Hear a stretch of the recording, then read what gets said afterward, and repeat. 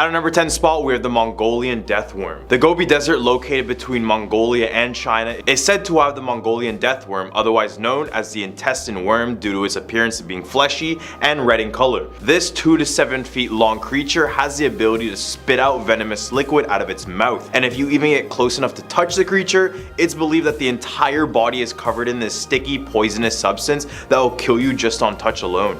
And if that wasn't enough, it can even electrocute you in the same way Neil can. While movies of the creature depicted as this large, colossal being, is believed to be a lot smaller at around 7 feet in its total length. But regardless, the fact that this creature can hide literally anywhere in the desert sands and come out basically whenever it wants, and it has no weaknesses, it makes it one of the most dangerous and scariest ones on this list. At our number 9 spot, we have the Diaosi Gui. This mythical creature is also known as the Hanged Ghost, and it's said that the people who have taken their life through hanging or have been executed that way come back and become this vengeful spirit. They claim the spirit appears as a decaying corpse with a long red tongue that hangs far out of their mouth, never going back into their mouth. And let me tell you, these guys smell horrendous as well. So you could imagine how terrifying this would be to encounter. Except if you're a Kiss fan and you're used to this sticking tongue stuff. According to legend, these spirits will appear to unsuspecting people during night, usually by a tree or a building. Then they'll try to convince others to join them in the afterlife. So in China, it's best to avoid places where people have taken their life, because this is where these spirits tend to wander. If you decide to do the complete opposite, the creature will follow you around for your entire life, causing bad luck every corner of the way. At number 8 spot, we have the Akaname. The Akaname is straight out of Japanese myth. It is described to be this small goblin looking creature about the size of a child, except they're hideous. They have greasy, slimy hair, and their body is completely oily. If that didn't make you uncomfortable, maybe the fact that they use their long tongues to lick bathroom floors will. But don't worry, they won't appear in clean bathrooms, as their dirty long tongues have nothing to lick. Instead, they target bathrooms that have been neglected and are dirty. So people, do yourself and everyone a favor and clean your bathrooms. Please. They lick and devour any of the filth, grease, hair, and waste that they come across, and the Akaname also chooses to stay away from humans, but instead they creep in the darkness and multiply at rates comparable to a disease spreading.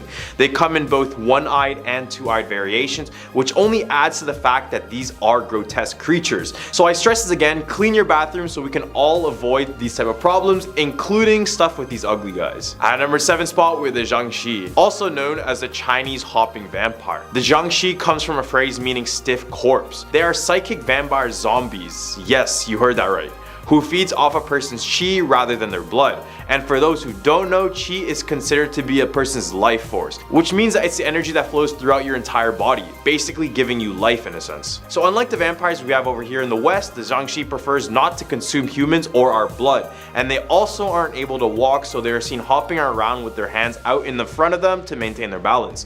Many believe these creatures are created following a violent death, an improper burial, use of supernatural powers, or you get bit by another one. Remember, they're vampires and zombies, so don't get it confused. This is a horror hybrid of the century. At number 6 spot, we're the Sigbin. Straight out of my home country is yet another disgusting and hideous creature. This creature is said to have the appearance of a half hornless goat and half kangaroo, but when I look at it, I think of a chupacabra, but worse. It has the ability to use its long kangaroo tail to whip others with the force, able to knock someone out. They lurk mainly in the night and are known to hunt anyone or anything they see. They'll use their sharp teeth to suck out the blood out of their victims, or they'll use it to seek out children to take their hearts just to use for decorations. So pretty horrible stuff, I know, I'm sorry kids. When they do walk around, they actually prefer to walk backwards with their head tucked between their legs like this. Locals in the Philippines claim that some people capture them and keep them as guardians for their property, or in these very large jars. I have no idea what my people are doing, but yeah, let's not do this. In the hump of our list, we have the Jenglot. These are small creatures located in Indonesia, but mainly claim their presence specifically in Java.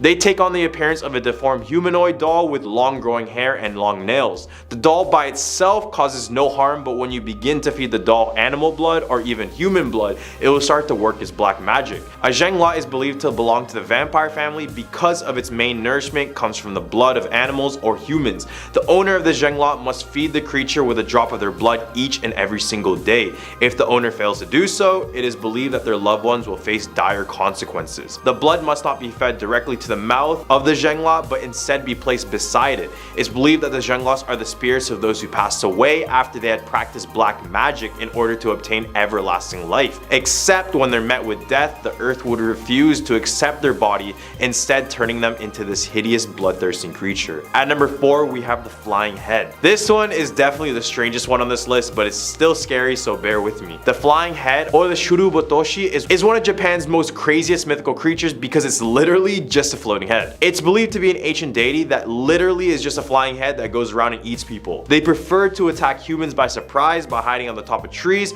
or in places where you're completely alone. When they catch up to you, they will drop quickly to the ground like a stone, either squishing you to death or trapping you in its mouth to chew you right after. Either way, you will pass away. If you do manage to evade them, they will stop at nothing to get you, and will do so while laughing uncontrollably, which only makes this encounter that much more terrifying. At number 3 spot, we have the Taoti. These creatures from Chinese mythology are definitely one of the most hideous looking creatures from this list of creatures, and we know how beautiful China makes some of these creatures, so this one was just a surprise. They are considered to be one of the 4 evil creatures of the world due to its malevolence and destruction as a creature. If you ever wanted to see these boys in action,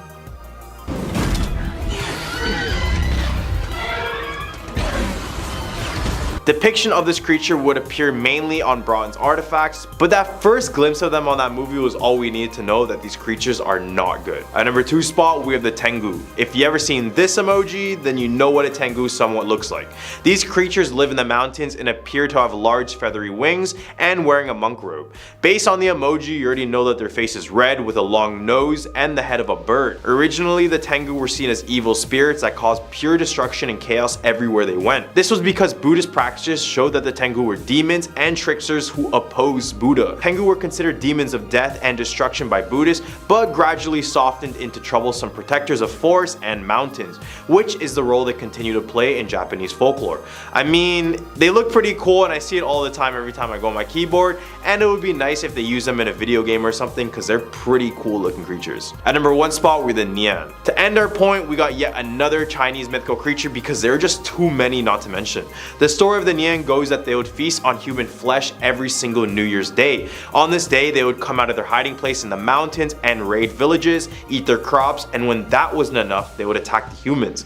Except they would begin to notice that the creature would run away by the end of the night when they started to celebrate New Year's. They started to believe it was because they used a lot of the color red, which was the same color as the Nian, which could have acted as intimidation. They also noticed that fire and a lot of noise would scare away the creature, so every single year the festivals got bigger and louder to frighten the beast away for good. The Nian is described as being a flat-faced lion with the body of a bull and the horn of a unicorn, and ever since the Nian has been used during the festivals to commemorate the once terrifying creature. At number 10 spot, we have the White Lady of Balit Drive. Every country has their own version of the White Lady ghost, and the Philippines is no exception to that. The country started to dread and avoid Balit Drive since the 1950s, when stories about a white lady floating around its streets started to spread around the area. The story goes that a white lady is a student of the University of the Philippines. The woman was the victim to a horrific crime committed by a taxi driver who picked her up, which caused her to pass away. Now it's said that the ghost of the lady haunts that very street, and its preferred victims are cab drivers. Her ghost dresses up in a white gown, dressed with long hair covering her face like a veil. Drivers who drive on Balit Drive would often drive not knowing that the white lady was silently sitting in their back seat. The only way they find out about this is if they look in their rearview mirror, which they will find the lady in white staring back right at them. This is said to be the reason for all of the accidents on that street, so would you take your chances or would you just take the longer detour? Now at number 9, the Romblon Triangle. If the North Atlantic has the so-called Bermuda Triangle, the Philippines also has something very similar, and it's called the Romblon Triangle, which is located in the Cebuano Sea with its 3 corners at Mindoro, Panay, and Masbate, in the province of Romblon. The triangle covers a very small area, but due to the countless marine disasters in this area, people started talking about the Philippines version of the Devil's Triangle. Meanwhile, the Philippine Coast Guard insists that the shipwrecks in the Romblon Triangle are due to the bad weather and technical failure, and nothing mystical. But with that many issues happening within that area, they won't be able to keep calling it bad weather for much longer. Unless it is actually bad weather, but I guess we won't know. At number 8 spot, we have the My Way Curse. The My Way Curse, or might I say, the My Way Killings, is a social phenomenon in my home country, the Philippines. The Philippines has all these type of weird, creepy stories, but I swear it was just a way for our parents to keep us obedient. The curse is linked to the song My Way by Frank Sinatra. Oddly enough, since 2002, there have been unusually high numbers of death linked to this song, especially when people are singing it during a karaoke performance. I mean, this seems like a pretty strange coincidence, but it has been reported on news organizations all around the world, including the renowned New York Times. Due to the negative attention this phenomenon received, bars in the Philippines were completely compelled to totally remove it from their karaoke players. This song is still forbidden in many pubs today, and you risk being ejected from the bar altogether if you attempt to play it. Number 7, flying coffin. It's normal to see a coffin, though it typically gives us the creeps and goosebumps. But seeing a flying coffin in the middle of the road at night? Well, that's a different thing. Filipinos suggest that the flying coffin is one of the most popular horror stories shared with people. This horror story was even featured in a Halloween special of a TV show. The story is about a man walking in the middle of the night and he sees a flying or floating coffin in the middle of the road, and it then started to quickly fly towards him and almost hit him in the head when all of a sudden it disappeared. This left him horrified, and the story is still known nowadays, especially during Halloween. This one could be true, but it also could maybe just be a campfire story. At a number 6 spot, we have the Bao Bao. The Bao Bao, otherwise known as the grave robber, is rightfully named that. It's a terrifying humanoid that is known to steal corpses from funerals or a grave to consume them later on. Stories say that the Bao Bao is an undead creature with claws that can rip through flesh, along with razor sharp teeth and a long tongue to effectively consume humans. It uses its long tongue to lick the flesh and suck out the blood of its victims. It's said that once the Bao Bao finishes eating a corpse, it leaves the trunk of a banana tree in the coffin to create the illusion of a stolen corpse. He is often regarded as an aswang as well. For all you non-Filipinos, aswangs are these creatures that haunted all points of our lives. They're basically these humanoids who separate their lower half of the body in order to fly around and attack unsuspecting babies. Man, the monsters in the Philippines are very creative. Halfway at number 5, the headless priest. It said that the student was studying late at night at a school library and heard the sound of chains being dragged. When she checked who was making the noise, she found a priest, a headless priest. The priests played a vital role in Philippine history. They were the ones who led the church, and they were also the ones who taught the students in class during the Spanish era. As their name suggests, these clergymen hang out in universities, graveyards, churches, and other places that feel spooky. They sometimes bring their heads with them and seem to be looking for them when they don't. As for their heads, people said that they're either Filipino revolutionaries during the revolution or Japanese soldiers during World War II, cut off the heads of these priests. Other stories about biblical figures whose lives were taken, like St. John the Baptist, have also helped spread urban legends about priests. All the way at a number 4 spot, we have the Clark Air Base Hospital. This is one of the few places deemed to be haunted, not just in the Philippines, but in the whole world by the Ghost Hunters International. Season 1, episode 20, named Unknown Soldiers, if you guys want to check it out. The hospital was used during World War II and the Vietnam War. It served as an asylum to the wounded and the dying American soldiers. This is why many people around the world claim it is the most haunted place in the Philippines. It's said that the traumas and countless deaths from those conflicts have left their mark on the spirit presence in the hospital. The place is currently abandoned, which gives it this more supernatural look to it, but it's said that if you visit the hospital and sleep within 8 hours after the visit, you experience extreme nightmares and intense lucid dreaming for about a week. Now at number 3, Diplomat Hotel. The Diplomat Hotel is one of the go-to places for ghost hunters from different parts of the world. In fact, this hotel was featured in documentaries from different countries because of its dark history. The Diplomat Hotel is believed to be built during the early 1900s. This was built to become a vacation house for the Spaniards, priests, and nuns. This hotel is home to many happy and beautiful memories, but all of these changed during World War II. According to the stories, when the Japanese came, they gathered all the people in the hotel, separated them into different rooms, and took all of their lives. The people in the hotel were shot, beheaded, and stabbed. The worst part is the center of the hotel, where the fountain is located in the same place where the children were gathered and their lives were unfortunately taken. After World War II, the vacation house was converted into a hotel, but another tragic incident happened. A fire started in the hotel, and many guests who were staying there unfortunately passed away, which is another reason for the hotel to be haunted. The people working and visiting the hotel have experienced many scary encounters. Most of the people who visited the hotel have almost the same heavy feeling as many people are looking at them. At a number 2 spot, we have the Malacanang Palace. This extravagant building was used for the official residence and workplace for the President of the Philippines. I covered a video on the White House, and I can confirm nothing good comes from government buildings. Literally nothing. This building is located in the Old Manila district of San Miguel, and this building was built all the way back in 1705, so it has a lot of history, including some dark moments. It used to be the home of from every nationality that colonized us, from the Spanish leaders to the Japanese leaders. All sorts of ghostly apparitions are said to reside in the areas, such as those of soldiers and children. Now coming in at number 1, San Juanico Bridge. When Typhoon Yolanda hit the country and almost erased vast areas in Leyte and Tacloban, the over 40 years old San Juanico Bridge remains strong and steady.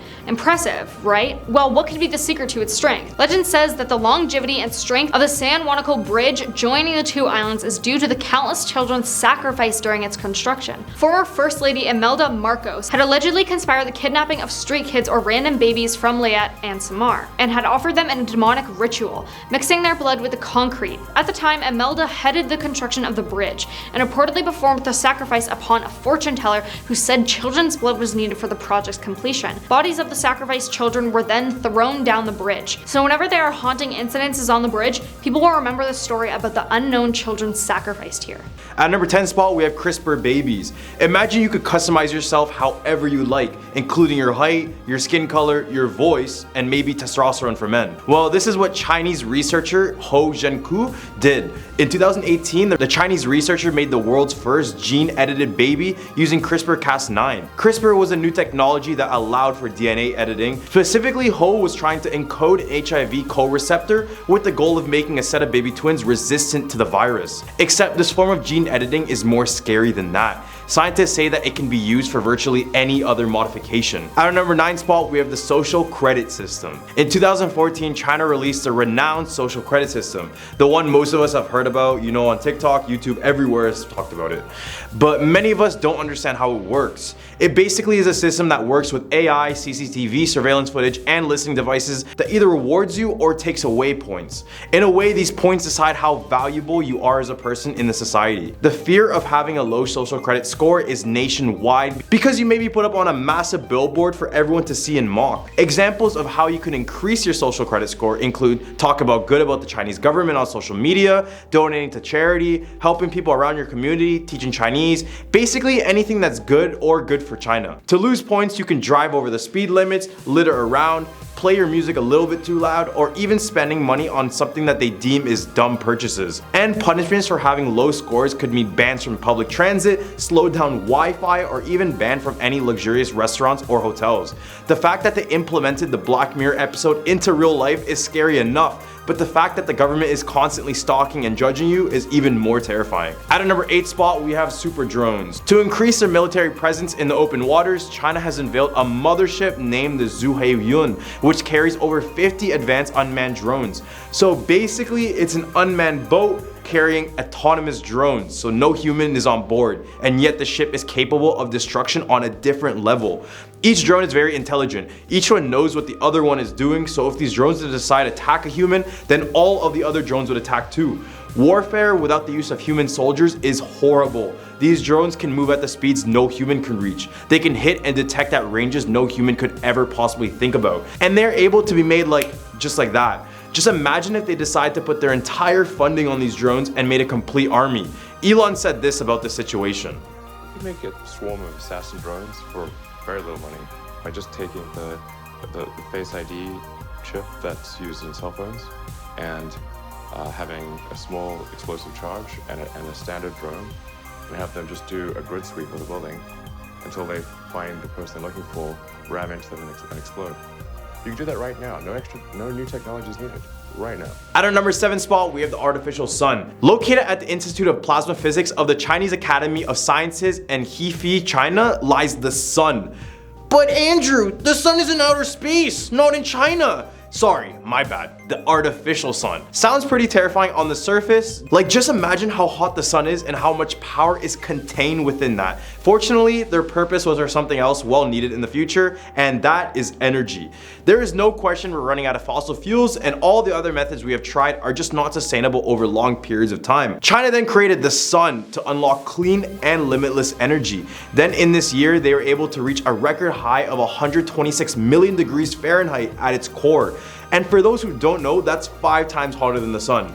They needed this core so hot because this intense pressure and the high temperature make atomic nuclei fuse together, which creates new elements or energy. Except in this case, this sun could make limitless energy. At number 6 spot, we have AI supremacy. China has been leading the world in the development of artificial intelligence for years now. China has also made significant headway in developing practical applications of AI. In particular, the country is making major strides in self-driving cars, facial recognition, and voice recognition, especially used with their social credit system I mentioned above. But should we be worried? Yes and no. AI is good for its various uses, but in the hands of the wrong people, AI could mean the end of our civilization. And in more scary news, according to the Telegraph, the Institute of Artificial Intelligence at HEFI, Comprehensive National Science Center, created an AI program that could allegedly analyze brain waves and facial expressions to gauge whether a person is loyal to the Chinese Communist Party, basically claiming that it could read our minds. Right in the hump of our list, we have supersonic missiles. China has the second largest budget on their military, so best know they're chasing USA in the arms race, especially in the missile arms race with the recent developments of a hypersonic missile. For those who don't know, hypersonic missiles are these missiles that can travel between 5 to 25 times the speed of sound, which makes them increasingly hard to hit, along with the fact that they can operate in a different region of the atmosphere. To put it in perspective, slower subsonic missiles travel a bit lower, and intercontinental ballistic missiles are a bit higher, which makes these guys right in the middle region where many countries don't have the capability to detect. This summer, China has had claimed that they sent hypersonic missiles out and it went around the world. The scary thing is that Russia has claimed their hypersonic missiles are able to carry nukes around the world, and China is only growing their nuclear arsenal as we speak, with many estimating that they would have about 1,000 warheads by the end of the decade. At number 4 spot, we have facial recognition. I elaborated about this on the past points, but I want to show you guys just how scary facial recognition software is. At any given time, China's CCTV surveillance cameras can detect a person, who they are, what family they came from, what crimes they committed, what they do for work, and obviously their social credit score. China's facial recognition system logs literally every single Chinese citizen, and they have a population of 1.4 billion people, meaning that database is probably massive. China has also been accused of using this to commit the atrocities done against the Muslims in the country. They did this by using the same AI to locate Muslims within the crowds and later approach them for questioning. Being watched by the government on all your action definitely affects the behavior of a human. So in a way, this technology is controlling the population to act a certain way deemed appropriate by the Chinese government. Guess wearing hyper-realistic mask is the new thing they do in China. All the way at a number 3 spot, we have an EMP. We mentioned hypersonic missiles in my last points, but they also have the capability to carry EMPs.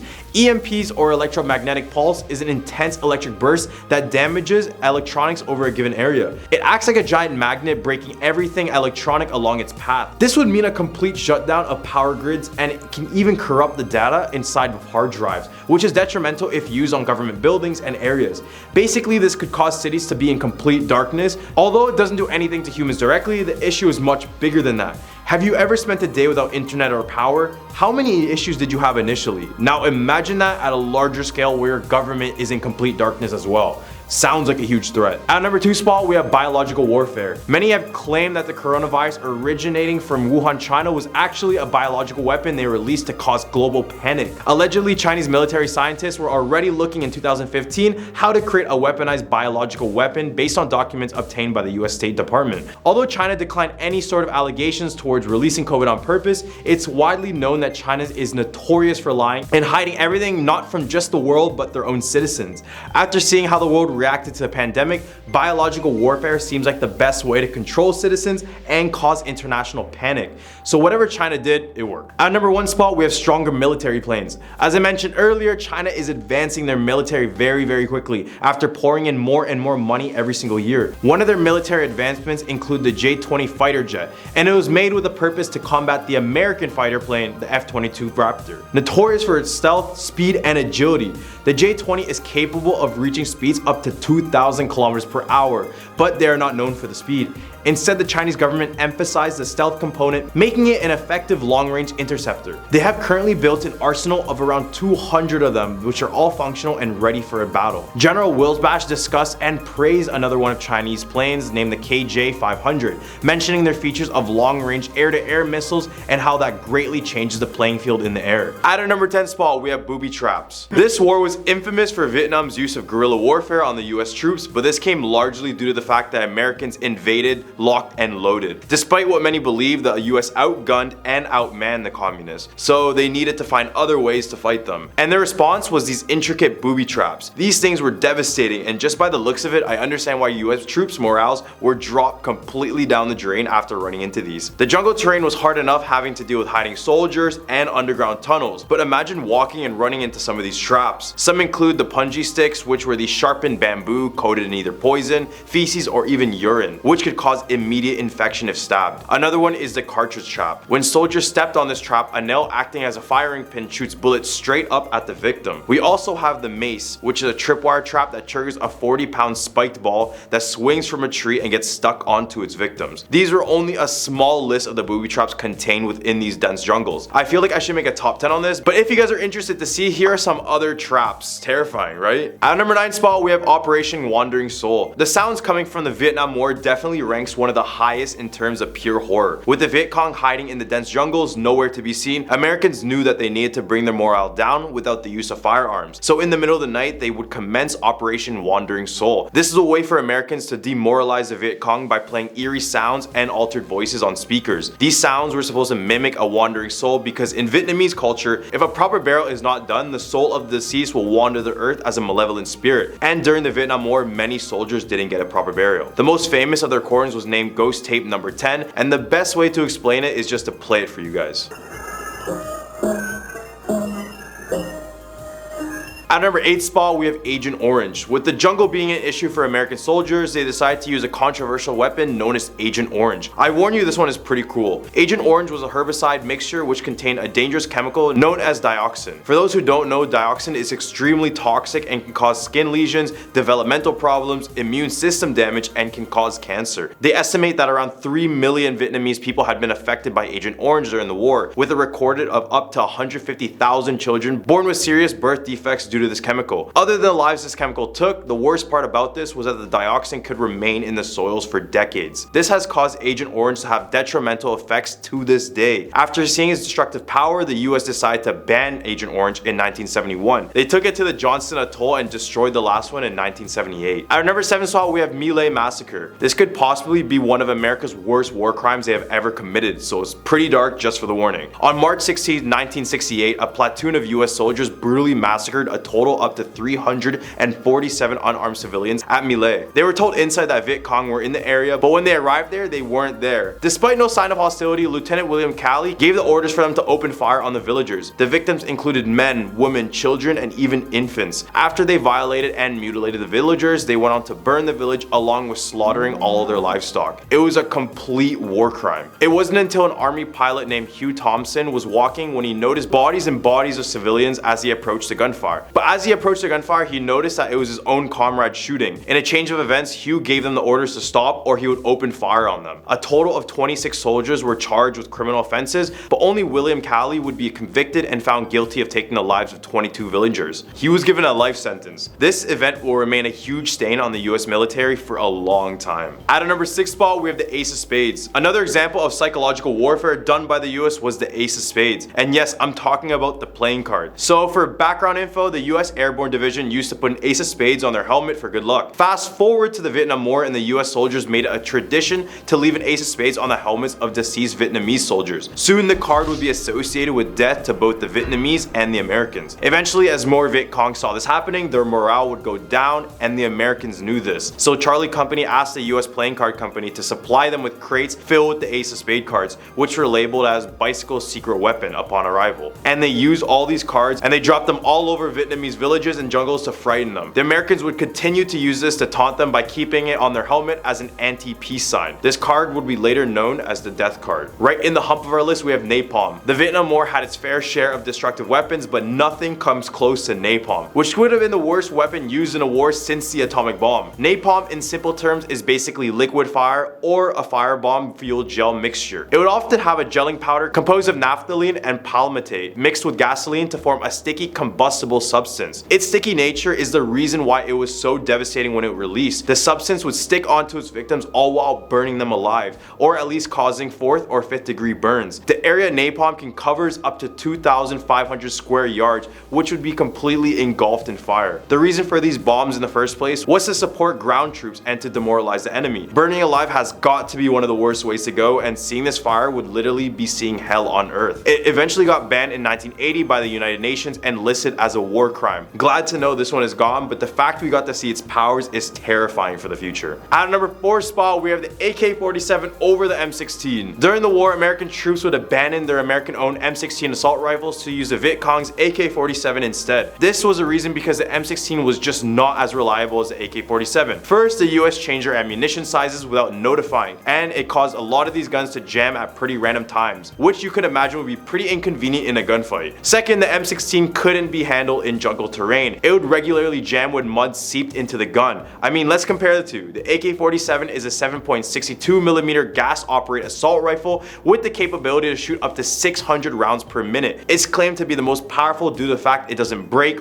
or even jam or even overheat. I mean, I don't even need to mention the M16, it has nothing compared to the AK-47. At number 3 spot, we have the Coochie tunnels. Deep inside the jungles were not only booby traps, but a system of underground tunnels for the Viet Cong to hide and move around unnoticed. These were known as the Coochie tunnels. These were a network of underground tunnels stretching more than 124 miles long. Although these tunnels were known internationally from the Vietnam War, Vietnamese did this well before, back in the 1940s during the War for Independence from the French. However, it wasn't until the Vietnam War where the tunnels would be dug for miles, with reports saying that the tunnels travel from the outskirts of Saigon all the way to the Cambodian border. These tunnels were by far anywhere near safe. Not only did you have to worry about the tunnels collapsing due to the poor construction of it, there would be snakes and scorpions and other booby traps inside of these tunnels. It's said that 45,000 Vietnamese men and women passed away defending these tunnels during the war. At number 2 spot, we have the massacre at Hue. Hue was one of the longest and bloodiest bouts during the Vietnam War, lasting a total of 26 days. During that time, up to 6,000 civilians and prisoners of war were abused, tortured, and executed at random. The Viet Cong believed this to be a cleansing of the area to anyone who opposed the rule and those who were invading their country. This battle was part of the Tet Offensive, which is when North Vietnam launched a grand-scale assault on every city in South Vietnam. The Viet Congs had a total of 80,000 troops ready before this assault, and despite the Americans knowing about this prior, they were still caught off guard. At a number 1 spot, we have Welcome with Flowers. The earliest Americans participating in the Vietnam War worked for the Office of Strategic Services, which served as the CIA's forerunner. As early as 1954, they were assisting the French and Southern governments of Saigon. Marines made their first official ground landing in Da Nang in 1965, beginning the first formal ground operation. Instead of a D-Day invasion, local women and flowers were welcomed to the troops. This would forever be eerie because of what happened following this event. The Vietnam War was brutal for both sides, and this side of friendliness is so uncharacteristic of the time. Who knows, the Vietnamese girls who put the flowers on the US soldiers could have been the future victims of their firearms, making this one the top of our list. At a number 10 spot, we have the Kifune Shrine. This place is very well known as a beautiful sightseeing spot in Kyoto, Japan,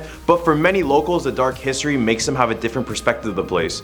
Kifune Shrine is known as the birthplace of a terrifying ritual known as the Ishunokuku Mari, which refers to placing a curse on someone by placing a nail through a straw effigy, which is sort of like a voodoo doll. Then you nail it onto a tree around the hours of 1 to 3 a.m. We did a 3 a.m. video, so you already know how cursed that time is. If anyone is caught watching this ritual, the person conducting the ritual must eliminate that person, or else the curse will reflect back onto them. The performer usually wears a white kimono, sandals, and places 3 burning candles on top of their head. If you visit the shrine to this day, you will find many trees with holes on it, presumably from the nails of those attempting this scary ritual. At a number 9 spot, with the Awashima Shrine. There is no doubt Japan is a very beautiful place, meaning that most of the shrines I mentioned on this list are very visitable, so I had to mention Awashima Shrine to change your mind on that. This shrine contains over 20,000 dolls who are believed to be possessed from its past owners. The dolls will be left at the shrine as an offering from women to pray for fertility and for safe birth.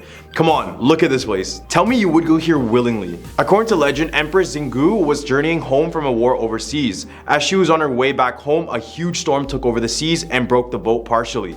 This caused the Empress to pray to the gods, and apparently they brought her back safely to Tomagashina. Here she would build the Awashima Shrine to thank the gods for their service. People believe that these dolls over time would develop souls, so the reason why many donate it is to get rid of the curse trapped inside of these dolls that caused many of the problems and issues within their own life. At number 8 8 spot, we have the Dashogun Shrine. This shrine was originally built by Emperor Kanmu in 794. It was originally built to break the evil coming from all sorts of directions, whether this be from physical enemies or spiritual beings. This became a place where people would go to pray for protection. Specifically, many would call for the god of the stars, Dashogun. Enshrined at the place are many Japanese figures fighting a beast named the Nu. A Nu is a Japanese yokai described as having the head of a monkey, the body of a raccoon dog, legs of a tiger, and a snake for a tail. Pretty terrifying, right? Because these creatures can also transform into a black cloud and fly all over the place. Back in the early years of its construction, it said that the current emperor sent out these powerful warriors to kill it and make the place peaceful at last. Except many believe the Nu is still out there near the shrine, with reports of seeing the creature in the forest surrounding the area. At our number 7 spot, with the Menenji Temple. Menenji Temple is located in Iwamizawa, Japan, and it was originally built in dedication to the Jodo sect of Buddhism. Despite its spiritual beginnings, the temple is now known for the cursed doll that lives within it. The story starts in 1918 Japan. Older brother Eikichi Suzuki bought a doll for his 2-year-old sister Okiku. The doll had a black bob cut and a traditional kimono on it. His sister loved the doll so much that she would even name it after her own name. These two would become so attached together like no other. But in the following year, Okiku became gravely ill and ended up passing away. To commemorate her family put her favorite doll on her memorial shrine. Everything seemed fine until after a few days they would begin to notice something very strange. The doll's hair seemed to be actively growing, and every time it would be cut, it would continue to keep growing. Eventually her family would move away but chose to keep the doll in the same place, thinking that Okiku would have wanted that. Now it resides in the Menenji Temple, where it's said that monks will cut the doll's hair regularly as it keeps on growing. At number 6 spot, we have the Sogenji Shrine. The Sogenji Shrine, also known as a Kappadera, is a Zen Buddhist temple in Tokyo. It got its name from a Japanese mythological entity known as the Kappa. And no, I don't mean that trashy clothing brand. I'm talking about these guys. Kappas are these human-like creatures, small in stature, with webbed hands and feet. It has a turtle shell on its back, and a beak and a saucer on their head, always seem to be filled with water. These creatures would just be known for their troublemaking. They would play games with both animals and humans, and in some cases, the Kappa would impregnate women and drown people in the rivers where they resided.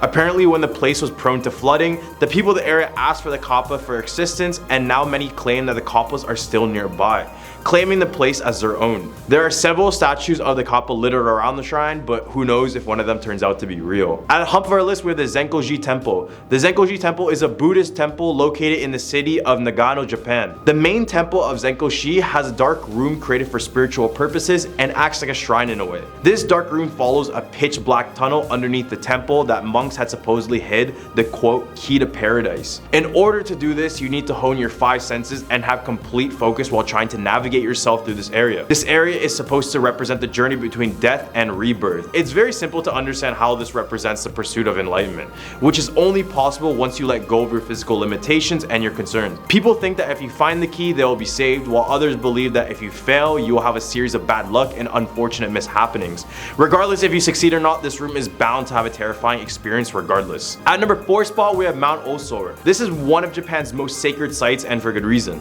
It's claimed by many to be one of the entrances to hell. First, the temple lies on top of a volcanic plain, and as you roam the area, you will constantly pick up a scent of sulfur, which is already eerie because this is the smell of ghosts and demons, supposedly. But volcanic reasons also make sense. According to Buddhist monks, they say that this place resembles the descriptions of hell and also paradise, so this is why many believe this is a spirit hub. Also around the area are these little Jizo statues, which were there to guide people who were lost, especially for children to take and keep them for safety. People who have lost their children bring pebbles to the site as an offering for their kids to go easily through the afterlife. Except many of these pebbles are left broken, and many have placed the blame on evil demons in the area. There's also a festival at the shrine where blind women called Itaku bring messages from the afterlife back to the living. So best believe there are quite a few spirits here waiting to be communicated with. At number 3 spot, we have the Owa Nanari Tamaya Shrine. This shrine in Tokyo has one of the most famous ghost stories in all of Japan associated with it. The story goes that Owa was a very pure and faithful woman, married to a terrible man named Tamaya Lemon. This man killed her in order to marry a richer woman. While the accounts on how he killed her vary, this all include poisoning her with terrible consequences to her looks. Obviously, she wouldn't be keen on this whole new marriage thing, and she proceeded to ruin the marriage, making him kill his new wife and her family by making them look like her dead self, and finally killed him too. The shrine was built to represent Owa's angry spirit and is still rests south of the station in Tokyo. Our number 2 spot, we're the Kaikoji Temple. This place has nothing really scary about it except the fact that it has mummified bodies on display. Okay, maybe it is a bit scary. These mummified figures are known as a Sokushin Butsu, also known as the living Buddha or Buddha mummies. These are in fact real people, and they are the bodies of priests who belong to the Shingon sect of Japanese Buddhism. All the mummies we see here are priests who made the drastic decision in self-mummification. Just something about a body that is fully intact for hundreds of years that makes it so creepy, right? The process for the mummification would actually be pretty intense. For the first 1,000 days, they would do extreme fasting and exercising. Then on the next 1,000 days, they would reduce their diets to a bare minimum. The last 1,000 days would consist of entombment. Basically, they would bury themselves alive, essentially while in a deep state of meditation, in order to reach enlightenment. At number 1 spot, we have the Taki Shrine. This shrine is consumed in moss but looks very beautiful, but the story behind it completely ruins it. This shrine was established in the Teryaku era of Japan, which was around 900 AD. Legend goes that a man was hunting for yokai and fighting against sorcery in the region. When he was roaming the area, it would slowly get consumed by a dark black cloud. Unable to move further, the man prayed to the gods and fired an arrow up into the clouds. When the arrow came back down, the cloud drifted away, and the spot where the arrow hit is a supposed location of the Taki Shrine. Every now and then, the mountain will be filled with fog and mist, which only adds to the amazing atmosphere of the nature in the area, but also has a little bit of creepiness in it. And it's also a time when most of the region's spirits seem to be resting. Many believe that many yokai are resting by the shrine, so it's best to visit this area when there's still light outside, because many people have gone missing when night hits. At number 10 spot, we have the Krasu. Can't lie, when I first looked at this creature, I didn't know what to think. The Krasu is found and talked about all over Southeast Asia, including Thailand. It appears as a beautiful young woman, except it's missing a significant amount of body parts. The Krasu is only made up of a head with her internal organs hanging down from her neck. So as you would imagine, probably the most terrifying thing to see in real life. In Thailand legend, it said a Khmer princess became a Krasu after she was executed by burning, all because she tried to marry a person of lower status. So before the execution, the princess hired a sorceress to cast a spell on her, except the fire had already burned her entire body except for her head, which is why the Krasu appears the way it does. The spell was so powerful, however, it gave her new life, except only in this terrifying form. Now the Krasu flies around with a never-ending thirst for blood to drink and raw flesh to devour. So for the first time ever, avoid this beautiful woman. At number 9 spot, we have Tawi Watana Deserted House. This is a supposed cursed house where everyone who entered the house would be met with a terrible fate. In the Tawi Watana district of Bangkok, rumor has it that in 2015, a group of early teenagers entered the home. They were just out partying, so they entered the home high on alcohol and other narcotics. The reason they entered the house was because locals had already claimed that the house was haunted, so the boys decided to go check on it for themselves. This ended up being a very terrible decision later on. It said that whoever entered the house will have one of the home's spirits attached to them forever. It wasn't until 3 months after, when 2 of the boys were fatally wounded in a motorcycle accident. Then a year later, a 3rd boy was caught also in a fatal accident. Then in the next year, 2 more of the boys lost their lives in a house fire. The odd thing about all these deaths was that the witnesses claimed that they saw a woman in white sitting on the backs of the motorcycles before their fatal accidents and before the house fire. Witnesses also claimed to see a woman in white entering the house before it burned down. Number 8 spot, we have the Jar Shuam Ashram. At the Ashram Shuan inside Thailand, there are literally hundreds of these statues scattered all around the property. These elaborate statues were created by one single shaman. This was no regular shaman, however. This shaman specialized in the dark arts and sorcery. So when he was alive, he performed rituals in which human remains such as ash, bone, hair, and skin would be mixed in with the concrete and be used to make these statues. After the shaman passed away, the ashram was left abandoned and the statues were left to be consumed by the forest around it. Locals avoid going to this ashram after dark because this is when the most activity happens with these statues. Some claim to hear the statues talk to one another, while others see them fully move around. Regardless, seeing these statues that are just mixed in with human remains would be a terrifying thought, not only to see but just to think about. At number 7, we have the Courtesan Graveyard. In the western region of Thailand lies this infamous graveyard. The name I mentioned is not the actual name of the place, but after I mention some points, you'll understand why I changed it. Throughout the years, there has been numerous stories that this building was used as a brothel. Tragically, the women who were hired here were basically forced forced into adult work, and on top of that, they lived in these tiny rooms and were forced to take part with dozens of men. This is just a horrible thought beyond imagination. If the women said no or disobeyed, they were assaulted and left malnourished. So this is why this place got its name, because inside are the countless bodies of women and babies who were tragically left to die. Nowadays, it remains deserted for good reason, but if you go near the area at night, many report hearing constant screams and cries for help that grow louder and louder. At number 6 spot, we have the disappearance of Jim Thompson.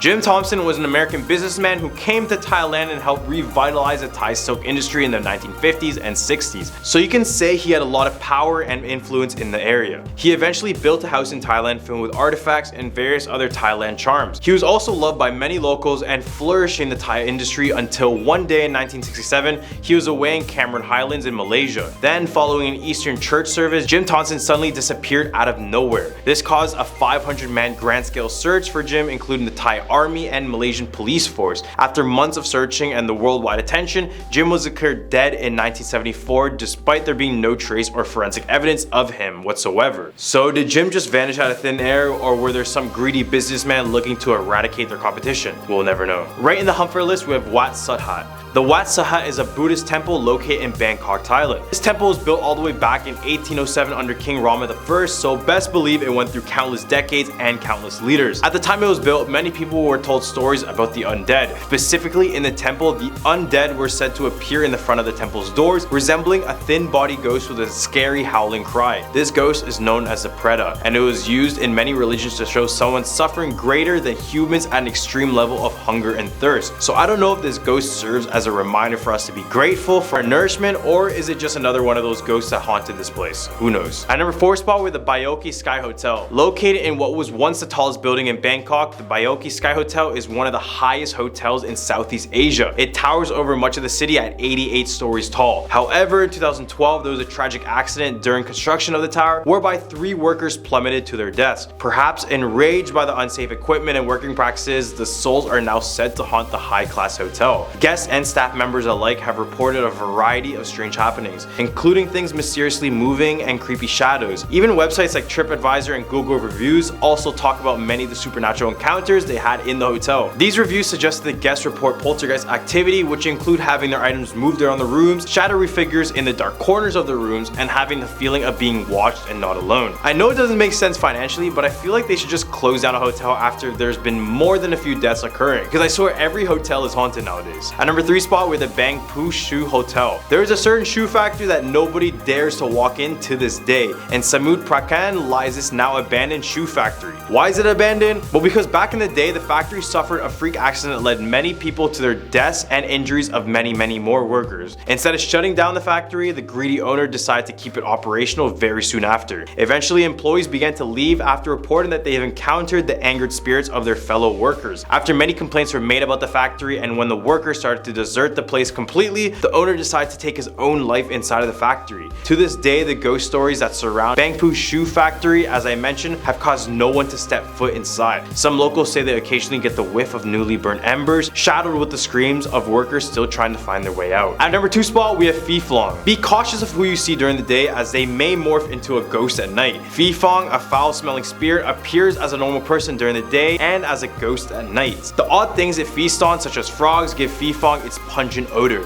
This creature is so feared that if locals even hear a frog close by, they will purposely rush inside of their homes in fear of bumping into the Phi Phlong. This stinky ghost is harmless until threatened, which means you can end up like a Phi Phlong if he attacks and you ingest his saliva. I mean, just by looking at this creature, there's nothing good about them, but I guess they don't randomly attack, which is kind of a good thing. Kind of. So for another weird thing these guys do is that they will throw banana stalk cut from the widow water shoulder poles over the roof of the victim's house. This will cause the family of the house to suffer bad luck and other tragedies in the following years. All the way at a number 1 spot with the Khao Lak. Khao Lak is a beautiful seaside town in Phang Nga province. In 2004, it was all but destroyed by a devastating tsunami. While many places in several countries suffered casualties and damage after the huge earthquake in the Indian Ocean, Khao Lak saw Thailand's greatest loss of life. It is estimated that at least 4,000 people perished on December 26, 2004. The resort has risen from the debris, with homes, hotels, and businesses gradually being rebuilt and repaired. Many Thai people believe that the coastal area is haunted by the tsunami's victims,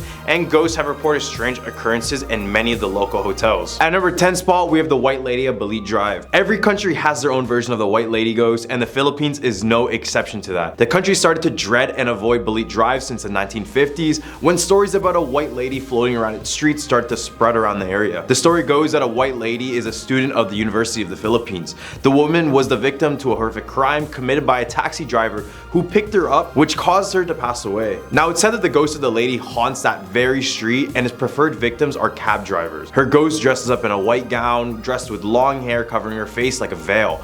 Drivers who drive on Balit Drive would often drive not knowing that the white lady was silently sitting in their back seat. The only way they find out about this is if they look in their rearview mirror, which they will find the lady in white staring back right at them. This is said to be the reason for all of the accidents on that street, so would you take your chances or would you just take the longer detour? Now at number 9, the Romblon Triangle. If the North Atlantic has the so-called Bermuda Triangle, the Philippines also has something very similar, and it's called the Romblon Triangle, which is located in the Cebuñan Sea with its 3 corners at Mindoro, Panay, and Masbate, in the province of Romblon. The triangle covers a very small area, but due to the countless marine disasters in this area, people started talking about the Philippines version of the Devil's Triangle. Meanwhile, the Philippine Coast Guard insists that the shipwrecks in the Romblon Triangle are due to the bad weather and technical failure, and nothing mystical. But with that many issues happening within that area, they won't be able to keep calling it bad weather for much longer. Unless it is actually bad weather, but I guess we won't know. At our number 8 spot, we have the My Way Curse. The My Way Curse, or might I say, the My Way Killings, is a social phenomenon in my home country, the Philippines. The Philippines has all these type of weird, creepy stories, but I swear it was just a way for our parents to keep us obedient. The curse is linked to the song My Way by Frank Sinatra. Oddly enough, since 2002, there have been unusually high numbers of death linked to this song, especially when people are singing it during a karaoke performance. I mean, this seems like a pretty strange coincidence, but it has been reported on news organizations all around the world, including the renowned New York Times. Due to the negative attention this phenomenon received, bars in the Philippines were completely compelled to totally remove it from their karaoke players. This song is still forbidden in many pubs today, and you risk being ejected from the bar altogether if you attempt to play it. Number 7, Flying Coffin. It's normal to see a coffin, though it typically gives us the creeps and goosebumps. But seeing a flying coffin in the middle of the road at night? Well, that's a different thing. Filipinos suggest that the flying coffin is one of the most popular horror stories shared with people. This horror story was even featured in a Halloween special of a TV show. The story is about a man walking in the middle of the night and he sees a flying or floating coffin in the middle of the road, and it then started to quickly fly towards him and almost hit him in the head when all of a sudden it disappeared. This left him horrified, and the story is still known nowadays, especially during Halloween. This one could be true, but it also could maybe just be a campfire story. At our number 6 spot, we have the Bao Bao. The Bao Bao, otherwise known as the grave robber, is rightfully named that. It's a terrifying humanoid that is known to steal corpses from funerals or a grave to consume them later on. Stories say that the Bao Bao is an undead creature with claws that can rip through flesh, along with razor sharp teeth and a long tongue to effectively consume humans. It uses its long tongue to lick the flesh and suck out the blood of its victims. It's said that once the Bao Bao finishes eating a corpse, it leaves the trunk of a banana tree in the coffin to create the illusion of a stolen corpse. He is often regarded as an aswang as well. For all you non-Filipinos, aswangs are these creatures that haunted all points of our lives. They're basically these humanoids who separate their lower half of the body in order to fly around and attack unsuspecting babies. Man, the monsters in the Philippines are very creative. Halfway at number 5, the Headless Priest. It said that the student was studying late at night at a school library and heard the sound of chains being dragged. When she checked who was making the noise, she found a priest, a headless priest. The priests played a vital role in Philippine history. They were the ones who led the church, and they were also the ones who taught the students in class during the Spanish era. As their name suggests, these clergymen hang out in universities, graveyards, churches, and other places that feel spooky. They sometimes bring their heads with them and seem to be looking for them when they don't. As for their heads, people said that they're either Filipino revolutionaries during the revolution or Japanese soldiers during World War II, cut off the heads of these priests. Other stories about biblical figures whose lives were taken, like St. John the Baptist, have also helped spread urban legends about priests. All the way at our number 4 spot, we have the Clark Air Base Hospital. This is one of the few places deemed to be haunted, not just in the Philippines, but in the whole world by the Ghost Hunters International. Season 1, episode 20, named Unknown Soldiers, if you guys want to check it out. The hospital was used during World War II and the Vietnam War. It served as an asylum to the wounded and the dying American soldiers. This is why many people around the world claim it is the most haunted place in the Philippines. It's said that the traumas and countless deaths from those conflicts have left their mark on the spirit presence in the hospital. The place is currently abandoned, which gives it this more supernatural look to it, but it's said that if you visit the hospital and sleep with an 8 8 hours after the visit, you experience extreme nightmares and intense lucid dreaming for about a week. Now at number 3, Diplomat Hotel. The Diplomat Hotel is one of the go-to places for ghost hunters from different parts of the world. In fact, this hotel was featured in documentaries from different countries because of its dark history. The Diplomat Hotel is believed to be built during the early 1900s. This was built to become a vacation house for the Spaniards, priests, and nuns. This hotel is home to many happy and beautiful memories, but all of these changed during World War II. According to the stories, when the Japanese came, they gathered all the people in the hotel, separated them into different rooms, and took all of their lives. The people in the hotel were shot, beheaded, and stabbed. The worst part is the center of the hotel, where the fountain is located in the same place where the children were gathered and their lives were unfortunately taken. After World War II, the vacation house was converted into a hotel, but another tragic incident happened. A fire started in the hotel, and many guests who were staying there unfortunately passed away, which is another reason for the hotel to be haunted. The people working and visiting the hotel have experienced many scary encounters. Most of the people who visited the hotel have almost the same heavy feeling as many people are looking at them. At our number 2 spot, we have the Malacanang Palace. This extravagant building was used for the official residence and workplace for the President of the Philippines. I covered a video on the White House, and I can confirm nothing good comes from government buildings. Literally nothing. This building is located in the Old Manila district of San Miguel, and this building was built all the way back in 1705, so it has a lot of history, including some dark moments. It used to be the home of every nationality that colonized us, from the Spanish leaders to the Japanese leaders. All sorts of ghostly apparitions are said to reside in the area, such as those of soldiers and children. Now coming in at number 1, San Juanico Bridge. When Typhoon Yolanda hit the country and almost erased vast areas in Leyte and Tacloban, the over 40 years old San Juanico Bridge remains strong and steady.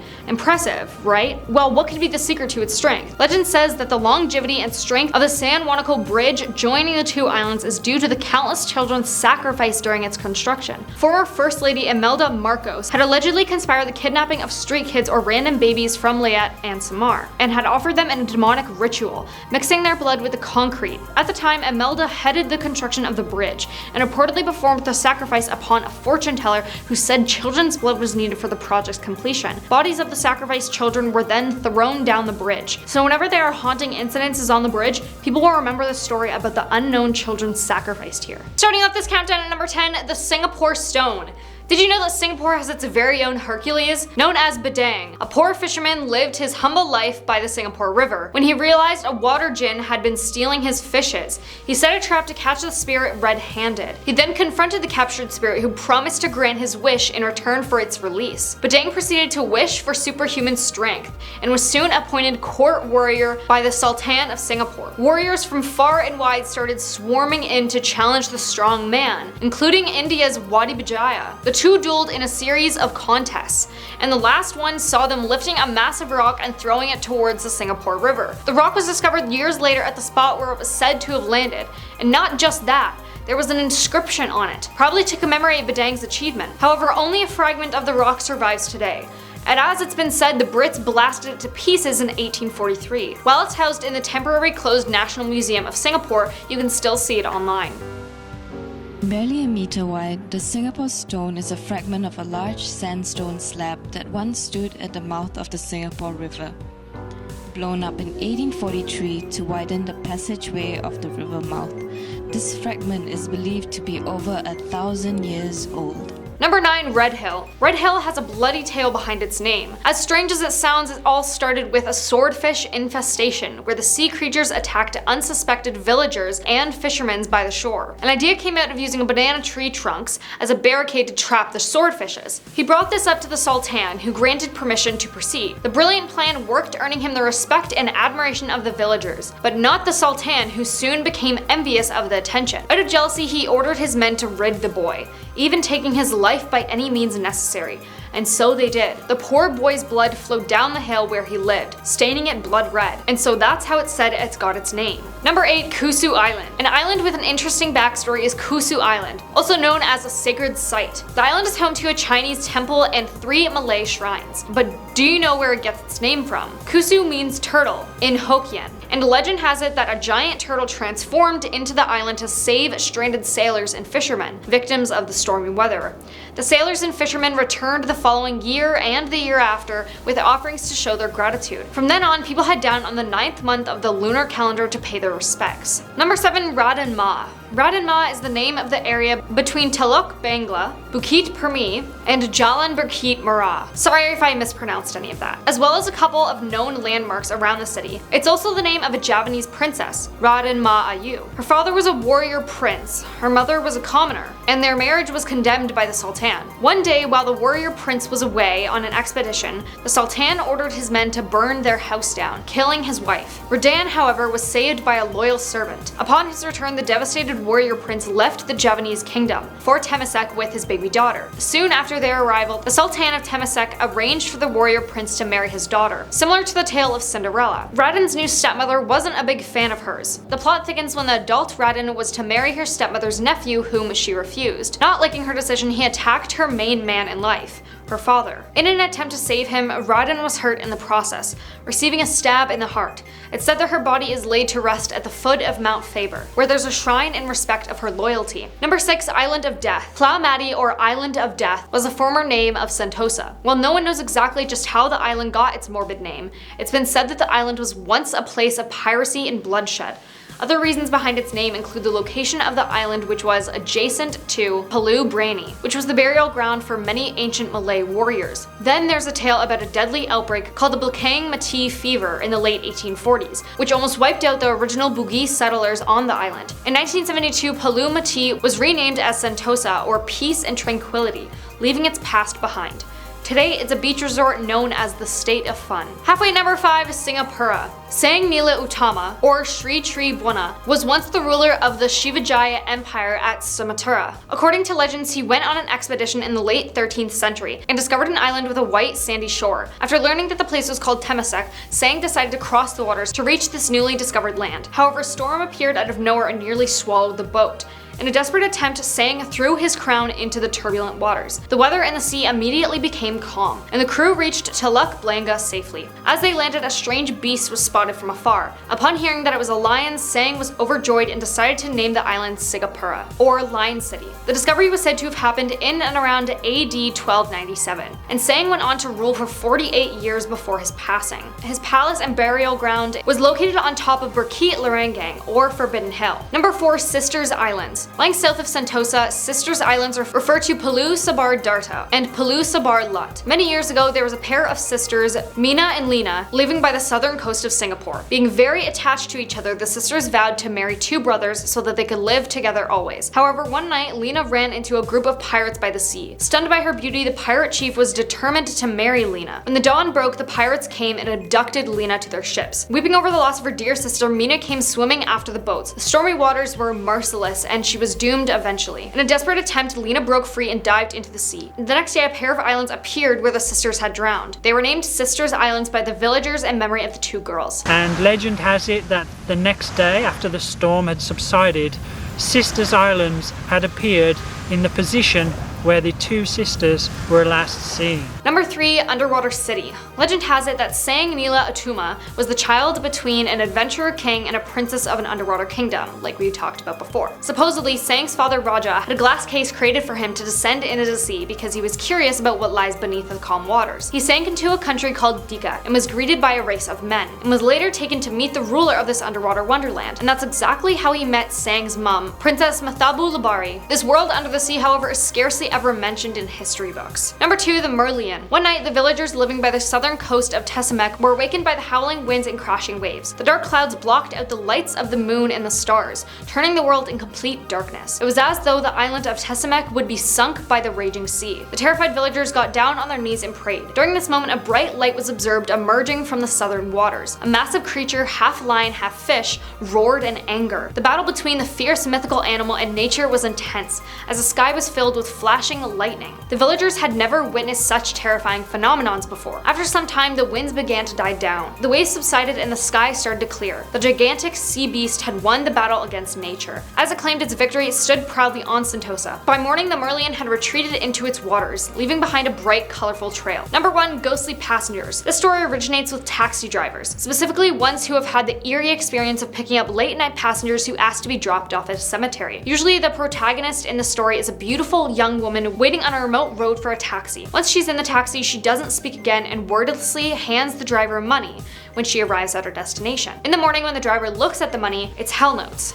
money burnt as an offering have replaced the Singaporean bills. Starting off this countdown at number 10, Spooner Road. Spooner Road is haunted by disturbances, weird unexplained sounds, and sightings in the flats, darting shadows, and the list goes on. The story behind it is that the HDB blocks at Spooner Road are some of the oldest in Singapore. The few blocks were built in the mid-1970s and were formerly used as the quarters to house personnel of the staff and families who worked at the nearby Tanjong Pagar railway station. The flats were left empty for years when operations closed at the railway station, but are currently used as rental apartments for low-income residents. There have been many stories from residents and explorers of the eerie things they experienced at Spooner Road. Here's even a video of someone who lives there sharing their creepy experience. The first time I saw was right here when I was sitting down watching a game. And it was standing right here behind me. So when I turned and I looked at it, I thought I would have died that day or that night. It was just this black, tall figure right about here. The eyes was red.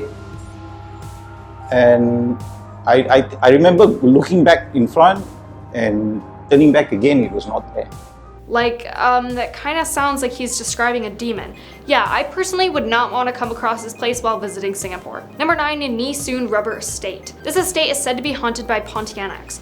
Pontianaks are said to be women who have passed away during childbirth, and are also known as vampiric ghosts. At this estate, people say they wait on residents' balconies or doorsteps, calling out to those fishing at the canal or staring at people crossing through Sembawang Park. The story behind it is that Sembawang is where the Nee Soon Rubber Estate used to sit. That's a whole field of rubber trees, which are known to be favored residents of these restless female vampire ghosts. They really love those trees. Their spirits apparently still remain even though the estate has since been cleared to make way for flats and industrial buildings. In order to come across this place, your best bet is to take a night walk in Sembawang Park. But that's if you dare to even look for this place. Now at number 8, Kubur Kasim Cemetery. Leave aside the typical haunted houses in Singapore because you need to take a look at this chilling cemetery. It was founded on Sing Lap Road back in the 1920s and has tombs dedicated to supernatural-esque humans, as per Malay legends and folktales. They are reportedly perceived as supernatural beings that preferred being buried at this location for a specific reason, i.e. their religious guide was also buried at this location. People believe that the cemetery is home to, guess what, a Pontianak. Remember that thing we talked about in the last point? I guess these are just all over Singapore.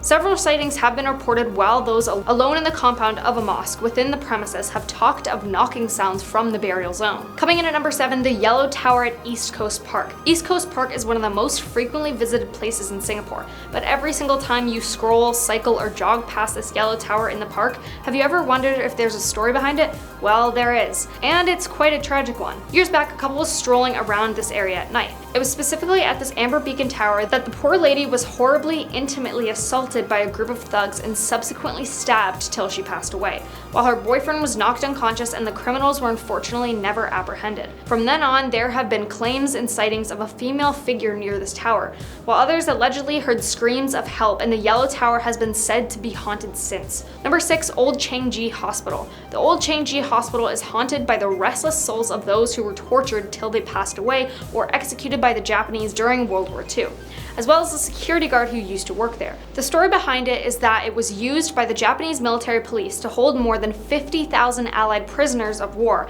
and as a torture chamber during the Japanese occupation. It was then vacated in 1997. 4 decades after it was first built. The abandoned building still stands and occasional ghost tours are held there, which has added to its reputation of being one of the spookiest places in Singapore. But if you really want to go here, be careful to not get caught for trespassing. However, you can still observe from afar or from a hotel which used to be a part of the hospital. Personally though, I'd rather stay far, far away from that hotel and the hospital. Halfway at number 5, Old Tampines Road. Old Tampines Road is said to be haunted by, drumroll please, Pontianaks, which yes, makes it the 3rd one on this list. Honestly, Singapore, are you guys cursed or something, having Pontianaks everywhere? The vengeful spirits of women who have passed during their pregnancy or childbirth that continue to linger in the area. While there is no official recorded history, as with most ghost stories, many riders and cyclists have said to feel extra weight when passing through the long and quiet stretch at night. On top of that, there is always a sweet floral scent lingering in the air during these incidences, which is said to be associated with these angry ghosts. The road has been upgraded and a lot of the spooky trees have been cut down. but you can cruise through at 3 a.m. if you really want to risk that. Number 4, the Devil's Bend at Old Upper Thompson Road. The creepy road is said to be haunted by the spirits of drivers who unfortunately passed away while trying to navigate this tricky road bend. The story behind it is that part of the race route of the original Singapore Grand Prix, which was held from 1961 to 1974, until it was discontinued due to its high fatality rate. The poorly lit stretch is still a favorite haunt for illegal street racers and thrill seekers. The most recent accident claimed the lives of 2 passengers when the car they were traveling in plunged into a ditch in 2008. Now, it's not really hard to get here because it's just a road, so you're more than welcome to drive here, but be alert and be careful. Or just don't go at all, because what if it is actually haunted and it's the ghosts who push your car off the road? Number 3, National Museum of Singapore. Built in the year 1882 and a major landmark on its own, the National Museum of Singapore is reportedly haunted by Carl Alexander Gibson Hill, an ex-director who took his life here several years earlier. The museum staff members and visitors have both come across the former director's spirit on the premises, as per reports. There is a fabulously designed spiral Victorian staircase at the corner of the main room, with 2 massive windows beside it. This is a famous place for such sightings and has been sealed off from general visitors. Many people, however, have reported seeing a figure resembling a priest, while some say that something invisible tripped them and prevented them from accessing the staircase. Number 2, Matilda House. There were rumors that there was a lady with long hair in these trees in the surrounding area, and that some workers actually passed away while working at Matilda House. However, some people say they don't know exactly if it's haunted or not, and if it is, by who. Some things are just always supposed to remain a mystery, I guess. The story behind it is that Matilda House was built in 1902 by Irish lawyer Alexander Cashin for his wife, and was named after his mother. The house stayed in the Cashin family for a while until it was left abandoned before the government got their hands on it. Legend has it that the house refused to be demolished, with stories saying unexplained forces would always get in the way of tearing down the house, or any major renovations. In the end, Matilda House was incorporated as the clubhouse of a private condominium in Punjol. Now coming in at number 1, Haw Par Villa. Even without the ghost stories, Haw Par Villa, with its graphic presentation of the 10 courts of hell, is quite freaky. It's currently a tourist hotspot that depicts various aspects of Chinese mythology. There have been rumors that Haw Par Villa is where one of the gates of hell is. If that isn't scary enough, other people have said that the statues are actually deceased humans covered with wax. Whether you believe those stories or not, security guards have been heard to have spoken about how the place comes alive at night, and have also mentioned hearing screams coming from the 10 courts of hell area. The fact that not many people visit this attraction gives it a very eerie and creepy vibe in the evening. Talk about Night of the Museum, am I right? Starting off this countdown at number 10, Mahandipur Balaji Temple. This is perhaps the only temple in the country where live exorcisms are performed on people to free their body of the spirit controlling their actions. The spooky ambiance of this temple in Rajasthan makes it one creepy place of worship to visit, and is not for the faint-hearted. The temple is dedicated to Hanuman, and he is believed to be a protector who can ward off evil spirits. A visit here will surely spook you out from everything that goes on inside it. You will find people who are believed to be possessed chained in a chamber. Some are being beaten up by a pundit to free the evil spirit, or there are even people who can pour boiling water on themselves without feeling a thing. There are certain rules visitors need to follow when they come here. They cannot touch anyone and have to offer black balls into the fire. They also cannot take back any gifts or look back once they leave the premises. Here's also a video of a supposed exorcism taking place at the temple, but I want to let you know first that I personally found it disturbing, so be warned. जय माता दी बोलो जयकारे सबकी बारे न्यारे जय माता दी जय माता दी जय माता दी जय माता दी Now at number 9, Hazrat Syed Ali Miradatar Dargah. This temple is said to be where people chain themselves to the walls here to get rid of evil spirits. Located in a fort-like structure in Unava village, this Dargah has been visited by women who are mentally affected, or possessed according to some people, for ages. People come here to drive evil spirits away, and there's consequently a lot of strange things that go on at the place. Local people warn others to not spend much time in that specific room where affected people are being helped by a religious master to remove evil spirits from the body, as the furious spirit might try to possess you while leaving that body. People from all religions, caste, and creed are welcome, however I don't know if you want to visit. Now at number 8, Shri Kshetra Dattatreya Temple. This temple is in the Gulbarga district of Karnataka state in India. It is around 45 kilometers from the district headquarters of Gulbarga. Karnataka state road transportation buses are there from Gulbarga to Gangapur for every 1 or 1.5 hours. This temple is in Gangapur and is one of the most bizarre, some say. At Dattatreya Temple, people are believed to be possessed, gathering inside on new moon and full moon days. They then hurl abuses at the gods. This is believed to free their body of the evil spirit in them. But not just this, people also climb on the walls and rampants of the temple and scream from there. Now coming in at number 7, Nizamuddin Dargah. It's said that no wonder if Delhi is serving as the capital, because it is not only the politics, glorious history, majestic monuments, and Delhi tourism for which the place is famous. When it comes to devotion and beliefs, you can see there is a place named Nizamuddin Dargah, which has its own significance. It is not only the prominent Muslim shrines, but is also a place where one can rid away the evil spirits. The Dargah is visited by thousands of devotees every week during the year. People from all religious beliefs visit this place to feel the true Sufi tradition. You can hear the shrieks and screams from a deserted room on the premises. It is said that a priest performs an exorcism in this one room.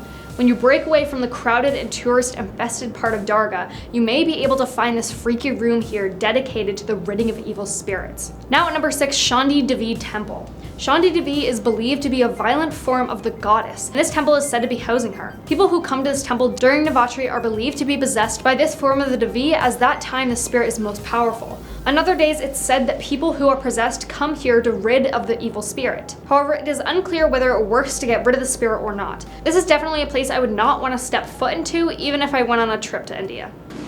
Yeah, we are going up to see Chandi Mandir. Hopefully, it's better than what we in the temple before, Mansa Devi temple. What is Chandi Mandir?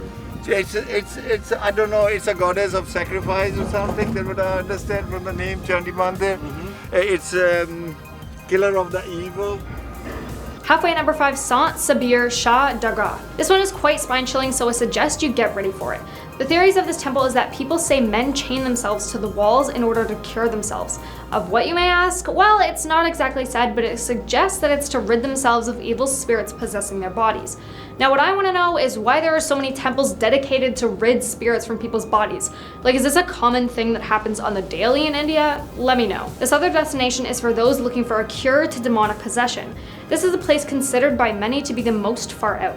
It is a scary, unnerving place filled to the brim with people thought to be in control of a deviant spirit. Here you'll see women offering prayers in a trance-like otherworldly state, while young men in chains attached to the wall wait for their own cures. Now at number 4, Harsu Brahm Temple. The story of this temple in Bihar is that it was built for a Baharian man who wanted to get worshipped by the people.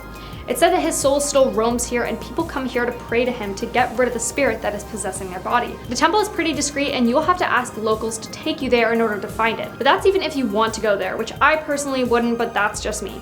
But if you do go, it's recommended to ask for stories of people getting possessed and cured at this temple. Now at number 3, Kadungular Bhagadathi Temple. The earthly abode of goddess Bhadrakali, a gentler reincarnation of goddess Kali, the Kadungular Bhagadathi Temple witnesses a bizarre 7-day festival celebrated annually, the Baharani Festival. Men and women wearing red clothes are carrying swords, swarm this Indian temple, running around in a trance-like state. They hit their head with the sword, blood pours freely, and they enter the temple hurling choice abuses and singing lewd songs about the devil. Offerings are not made in the general fashion. Instead, they are thrown at the statue of the goddess, and the temple rafters are hit repeatedly with sticks. The temple is shut down for 7 days after the festival, admittedly to clean the bloodstains. Now at number 2, Kamakhya Devi Temple. Preached atop the Nilachal Hill in Guwahati, Assam resides the Ma Kamakhya Devi Temple, one of the most famous temples in India. The temple does not have a sculpture to worship, however, what it does have is the Yoni, the wife of Lord Shiva, covered with a red silk sari. Every year during moon sun, the goddess menstruates, and the temple is closed down for 3 days. It is also when the Tantric Fertility Festival, or Ambubachi Mela, is celebrated here, till the 4th day when the temple reopens. It is also said that the underground spring that flows through the sanctum of the temple turns red on these 3 days. Devotees are offered a piece of red cloth used to cover the stone yoni during the days of menstruation as a prasad. Now coming in number 1, Devji Maharaj Mandir. You know, there's something spooky about a temple when it hosts a Bhoot Mela every year. Yes, Devji Maharaj is famous, or should I say infamous, for this ghost fair it conducts annually. This fair is on a full moon night, and people who are believed to be possessed come to the temple and get themselves rid of these spirits. You can see Babas hitting people with brooms to get the spirit off them. Some even claim to see spirits around or feel there is something strange in the temple. The spookiest bit is when people try to rid themselves of the spirit by lighting kampor on their palms, which is a powder that originally came from the bark and wood of the kampar tree and is extremely flammable. You know, there is something spooky about a temple when it hosts a Booth Mela every year. You can see Babas hitting people with brooms to get the spirit of them. Some even claim to see spirits around or feel there is something strange in the temple.